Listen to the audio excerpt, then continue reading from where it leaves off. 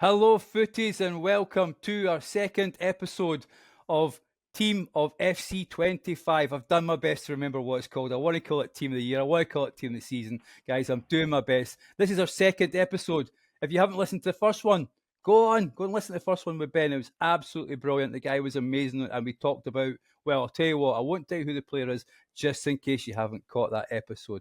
But I'm here. You know what they say? What's better than one Rangers fan? Well, it's two Rangers fans.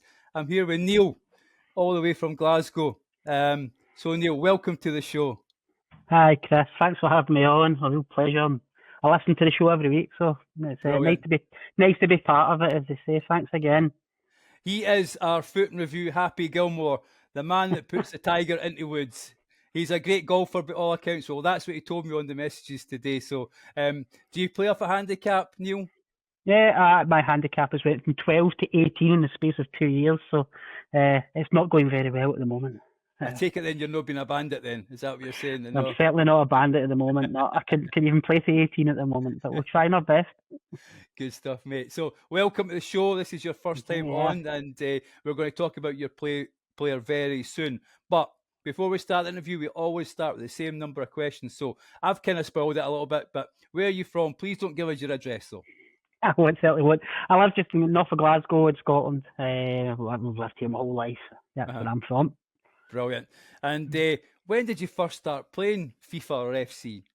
I'm 42. I probably look older on the screen, but I've been playing FIFA since FIFA 93 when it was international soccer in the Mega Drive. I played it from the very start. Played the Ultimate Team up until maybe 17, 18. I had kids and took a break from it. Came back to 23. Been playing 23, 24, 25, and pre-order 26 as well. So I've pretty much played it from day one up to now. And I still play. I don't play any other computer games, to be honest. Solely play this and nothing else, really. And I have spoiled it as well. As what team do you support? Well, Rangers supporter, born and bred, as I say. Hard times, but we never know. Positives for this year.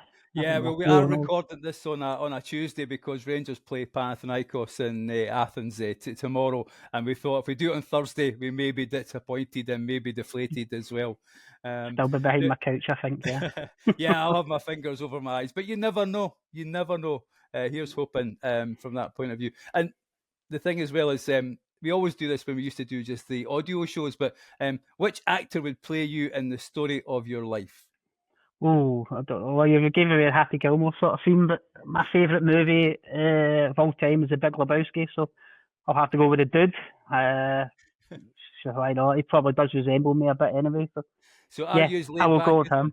When you play, I try my very best to be. We all have our rage moments, as I say, but as we get older, less and less, and you just remember it's just a game and enjoy it and put the pad down and relax, as they say. So try to be dudish as I can. Yes, it does you good as well, I'd say. Exactly. So do you play mostly rivals, weekend league, rush? What kind of modes do you play? I tend to. I play daily, probably, to be honest. So a couple of hours a night. As I say, I've got young kids. Not young kids, young-age kids these days. So I tend to just let them stay and go up the stairs, go out the way. So I'll tend to play my FIFA or FC, as we call it now, and I'll play a bit of everything. I'll try and I always get my rivals rewards. I always get my squad battles rewards. I play champs. No, I play champs a bit, not bad, but I get between 8 and 10 wins this year. Right, okay. Which is, I prefer the format this year. To be honest, the 15 games is good. Qualifying wasn't too easy at the start, was it? But I float between Division 2 and 3 most of the year. So you're playing against your hardcore players, as such, as they say, with all the speed boosts and the green time finishing and all that kind of stuff. I don't do any of that. Don't have any skill moves, certainly. So I was going to ask that, are you a passer? Would you like to lob the ball into the box, or are you a skiller? Certainly not. No, I'm not a skiller. A passing move, and I won't lie, low-driven shots have been my saviour the last since they've come out. To be honest, I use them all the time. To be fair, before they were brought out as a plus, I used them beforehand. They were a really effective shot at the start of this year as well. That and finesse shots I just use all the time. You get the odd skill out of me, but very rarely, Very rarely. And people know my disdain for low-driven shots, but you're I a know man that, yes. I was you're thinking a of man that. who's used it. So, do you feel it's overpowered, or do you feel it's just about right? Well, I think you won't be able to tell till next year when Right. the curve goes way back to the start. I think now you're at the curve where you're playing, there's an Evo out for a 98 rated striker, isn't there? And you've got an R9, R7, CR7, sorry, I've all got 99 shooting. So the low drivens are just basically 3 goals as soon as you get into the box. Keepers are getting slightly better to it, but it's the most effective way to score, isn't it? Let's be honest. It's once you're in the box, the first thing you look for is low driven and angle. I use precision shooting. I don't use green time, but precision shooting with low driven is just, it's fantastic. It's a massive advantage for me anyway, and I use it all the time. I won't lie. It's in terms of then, so someone who doesn't use precision shooting, if someone who's come new to the game, and I believe green times are getting removed from FC26. They So are, yes. in terms of any wee tips for people for the precision shooting then? Practice with power. If you use power shot, then if you can hit a power shot on target, then you're already using precision shooting. Right. So if you use a power shot, you aim the control stick at the goal, for instance, or a corner of the goal. I mean, sometimes you hit a power shot and hits the corner flag, doesn't it? Majority, if you can practice with power shot, then you're pretty much already using precision shooting anyway, and it's a massive advantage. At times it will go wrong for you where you're booting it to the other side of the pitch, but I use it frequently. I've used it most of the year, and it's been a big advantage for me. Yeah. Mm-hmm. Brilliant. Okay, so what we've done is we've added a new question in here. So we're trying to find out, what kind of player you are and what kind of players you like. So these are prime version players. They're all the same rating, all of the same value. So you get as 3 players. You start one, you bench one, and you have to quick sell one. And the 3 players we're using this year is Messi, CR7, and Mbappe. So which player are you going to start in your team? Oh, 100% start Mbappe. He's overpowered in the game. He's always overpowered in the game, isn't he? His animations are different from everybody else. His gold card probably now is still usable. I packed him really early this year. Luckily, packed him at the start of November. And I got a hell of a lot of use out of him. He's fantastic. In last FIFA as well, I seem to pack Mbappe. I don't know why or how, but I seem to pack gold ones certainly, and I certainly get my use out of them. I would always start Mbappe. He scores goals that other players don't. So that would be my starter, 100%. Yeah. Okay, so now we need to bench one between Messi and Ronaldo. Who are we benching? I would bench Ronaldo again because Messi as well, both the same.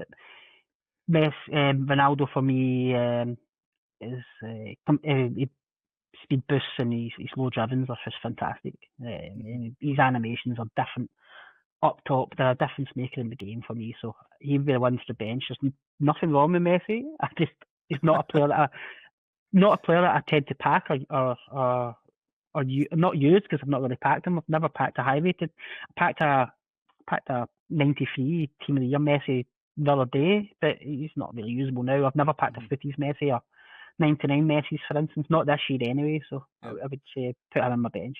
No, put him in my quick sell, sorry. So he's getting, sorry, Lionel, you are getting quick sold out there. We do apologise. Please keep listening to us and being on our Discord. We'd love you to join us for there. Just as you were talking about pack luck, and I can hear the audience booing that you packing Mbappe almost every year. What has been like? So have you packed a 99 rated Footies so far this year? As I say, I came back in 23, FIFA 23. Pack luck that year was insane. Last year's pack luck was really good.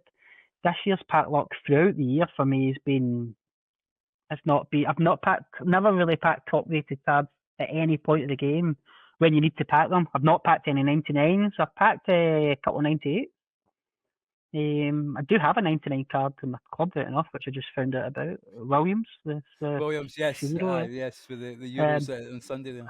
I had 3 or 4 Spanish ones. It could have been 99s, but they never won. So I've not packed any 99s. I've packed a Musiala, I've packed an Alisson, but I've not packed any of the big cards all year. To be honest, my pack luck hasn't been fantastic. It's been good. I mean, it's been pretty good, but it's not been fantastic. It's not. I've not had any.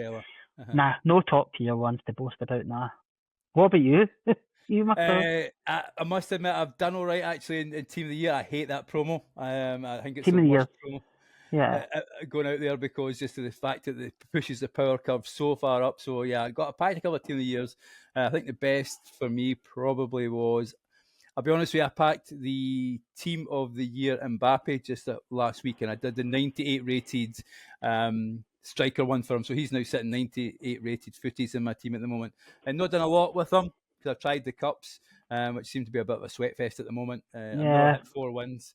2's I about get my 3. maximum. Oh, that's Three, good going then. 1 win the first night, 3 wins last night. That same Evo, I put Neto, Pedro Neto in it. I had a 96 rated. Was that a UCL winners or something like that? And he seems better than his footies cards, so I was really happy with him. I packed my first ever Team of the Year this year. All right, who did you get? I packed right back Carvajal. Mm-hmm. I packed him. I remember packing him during the day, and then I played some games at night, and I managed to pack the Team of the Year Cafu on the same night. You can't play 2 right backs, can you?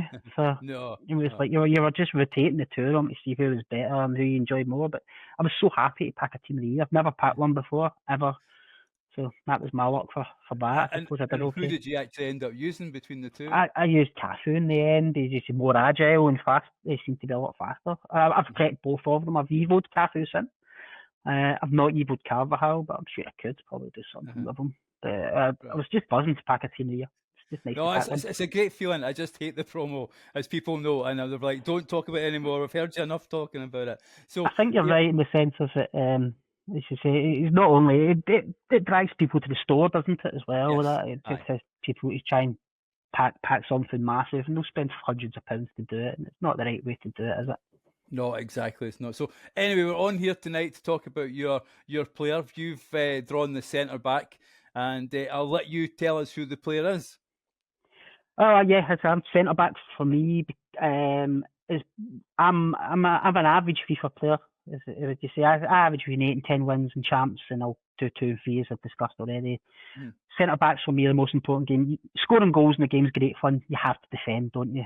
So if you can't defend, you're never going to win games. Player for me that I've chosen for this year would be Raphael Varane, the end of the era SBC that came out relatively at the start of the game. I'm pretty sure it came out in October. Yes, that's right. It was expensive for time. It was like 5 squads, 287 squads or something like that to do it. It took me a good 2 or 3 weeks to do it, but it was a great centre back. It was a great player. Throughout the FIFAs, going back through the years, he's had so many good cards, hasn't he? Great cards. He's had Team of the Season cards, Team of the Year cards, flashbacks. It's an end of an era card, which means it's written what it says. It's exactly what it is. You're never going to get another one unless they bring him back as a hero or an icon, which they might do with somebody like Varane because he's always had so many good cards. I had to do that card. So that's my choice for card. Centre back Varane, 87 rated. It was fantastic. He had base anticipate, which at the time still really good. Play styles were like 4 or 5 play styles had intercept plus on it. Yes. He was lengthy. You could make him controlled lengthy, which was even better with certain chem styles. But he was just he's different again. Different animations in the game, really big strides. At that time of the game, it was a really, really big SBC to do, and I still have him in my club to this day, and evoed him ever since. So that's my player that I've chosen. So, how many games did he actually play for you? Do you know? Just check the stat before we come on the show. So I've still got him in the club in the player bio. 1,090 games he's played for me, and I've not used him in a few months. There's a 98 rated Evo out for him today, which I could put him in. But 1,090 games he's played for me, so certainly had his fair share of games in the champs, rivals, and squad battles for me. A class act. Was it the animations that you really liked, or was it the size of him, or what was it that made him that little bit special? Bit of both, yeah. Body type, he's just tall, very big legs. He could stride. He was lengthy, so nobody was really getting. You know what it's like in FIFA at the start of this game specifically. That strikers weren't getting the edge and defenders with pace.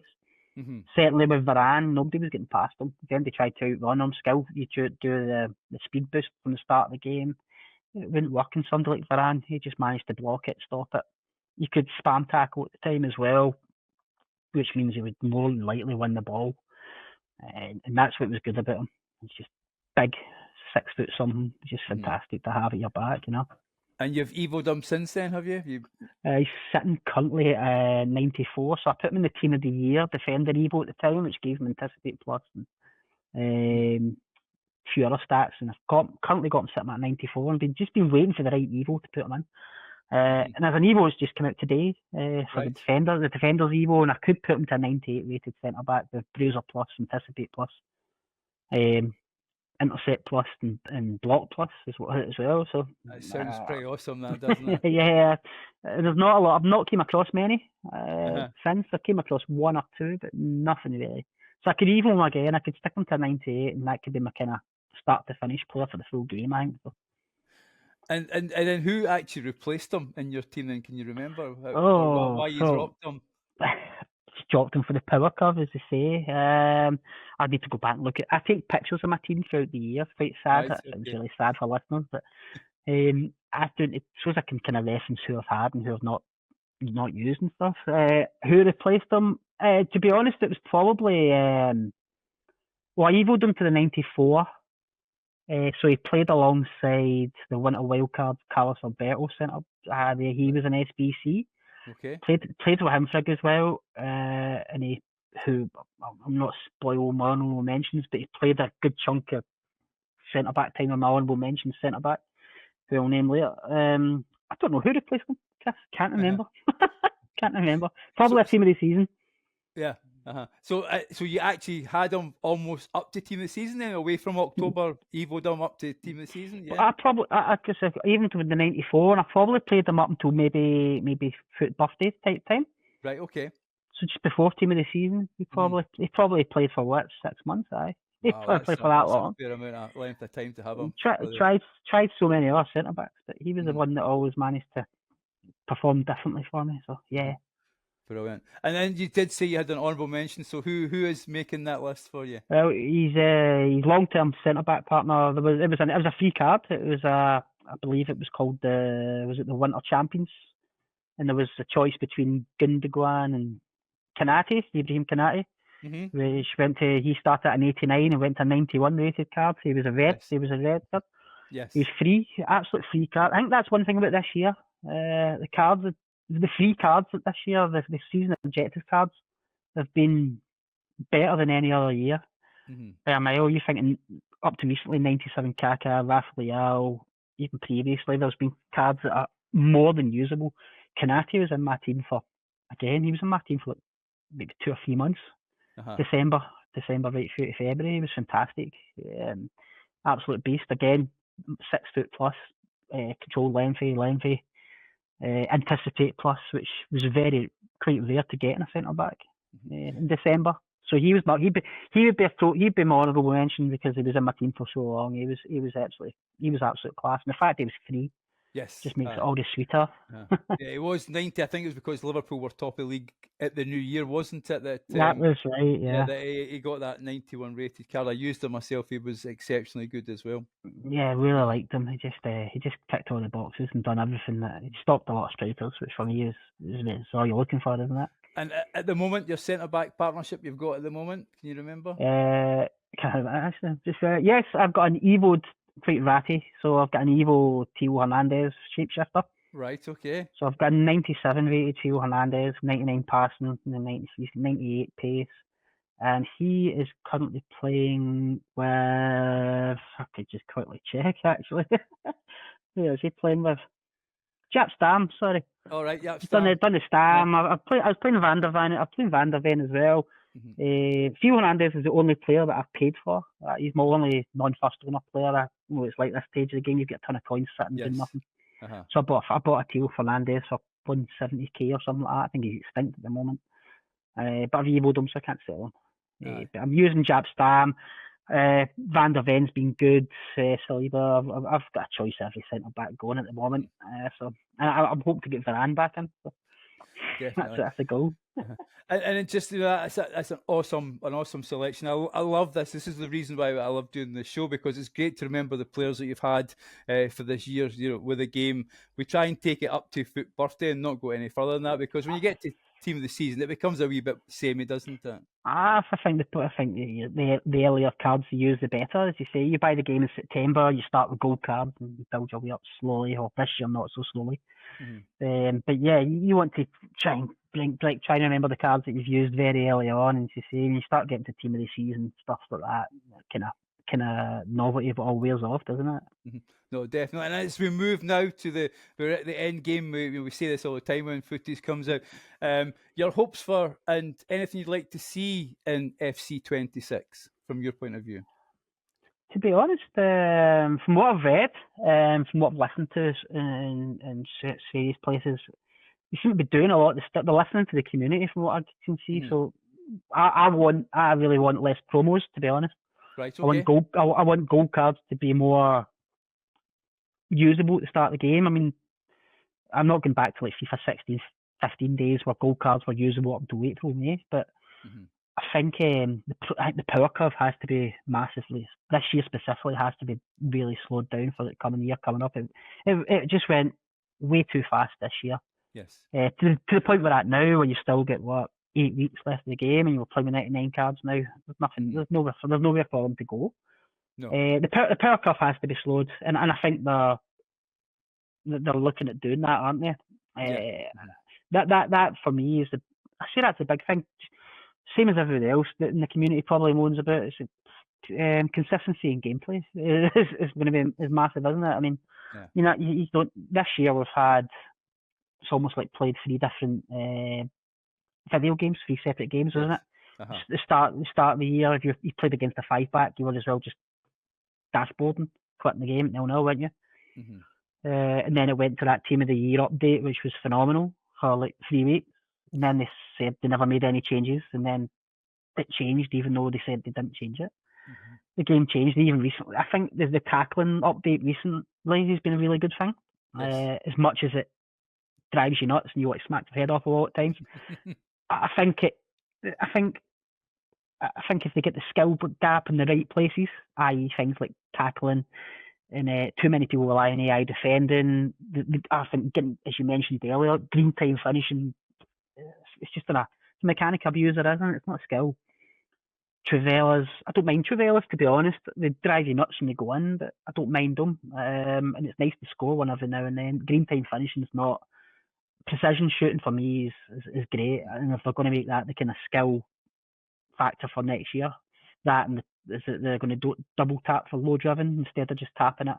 Yeah, I think they seem to be doing things going forward anyway. It seems to be going the right way from what I've heard so far. What about yourself? Is there anything specifically you want to see coming? I suppose for me it's weird because no matter what they do, someone always finds a meta, don't they? Whether it's you go way back when it was the drag back and shoot, from those days, and so somebody always finds something. I'm always it's a bit slow picking up on the meta, I'll be honest with you. I play the same way. I've played the same formation pretty much all season as well, so I'm no one for changing, and I don't really change my players a lot either.